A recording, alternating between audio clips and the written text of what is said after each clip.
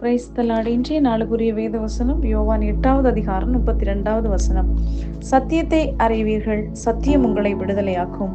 அன்புக்குரியவர்களே, இந்த அருமையான காலை வேளையிலே அருமைநாதர் இயேசு கிறிஸ்துவின் இனிய நாமத்தில் உங்களை வாழ்த்துகிறேன். கர்த்தர் தந்த நல்ல வசனத்திற்காய் நன்றி செலுத்துவோம்.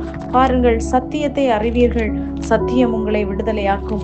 நமக்கு எந்த விதமான பாவக்கட்டுகள் இல்லை என்றால், ஏதோ ஒரு விஷயத்திலே நாம் பாடுகளோடு கஷ்டங்களோடு இருக்கும்போது கர்த்தருடைய வசனம் நம்மை தேற்றுகிறது. இந்த உலகத்தில் உள்ள பாவங்கள் நம்மை சத்திய வசனம், நாம் கர்த்தருக்கு கீழ்ப்படிவதனால், இந்த வசனத்துக்கு நாம் செவி கொடுப்பதனால் நாம் கீழ்ப்படிந்து நடக்கிறோம். பாருங்கள், நம்முடைய வேதத்திலே அநேக இடங்களிலே அநேக பரிசுத்தவான்களுடைய காரியங்கள் சொல்லப்பட்டிருக்கிறது. அவர்கள் கர்த்தருடைய வார்த்தைக்கு கீழ்ப்படிந்தார்கள், கர்த்தருடைய சத்தத்துக்கு கீழ்ப்படிந்தார்கள் என்றெல்லாம். காரணம், அவர்கள் வசனத்துக்கு கீழ்ப்படிந்திருந்தபடினாலே அநேக பாவமான காரியத்தை விட்டு விலகி ஓடினார்கள். பாருங்கள், நியாயப்பிரமாண காலத்தில் கூட யோசேப்பு தன்னுடைய வாழ்க்கையிலே ஒரு சிறு பிராயத்தில் கூட அந்த இடத்திலே தேவ சப்தத்துக்கு மாத்திரம் கீழ்ப்படிந்தபடினாலே அவன் பரிசுத்தமாய் காக்கப்பட்டான். பாருங்கள், இன்றைக்கு இந்த உலகத்திலே அழிந்து போகிற மாய்மானமான உலகத்திலே எத்தனையோ வாலிப பிள்ளைகள் அழிந்து கொண்டிருக்கிறார்கள்.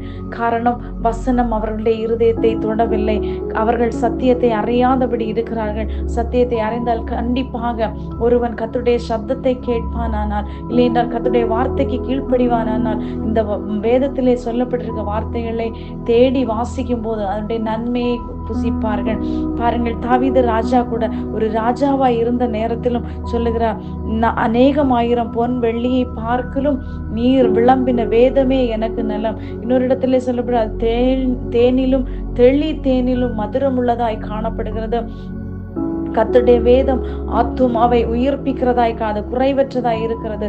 அதே நேரத்தில் ஆத்துமாவை உயிர்ப்பிக்கிறதாய் காணப்படுகிறது. அந்த சத்தியத்தை அறிவோம். சத்திய தெய்வத்தை அறிந்து நாம் அவர் ஒருவருக்கு ஆராதனை செய்வோம். கர்த்தர் தாமே உங்களை ஆசீர்வதிப்பாராக. ஆமென். God bless you all.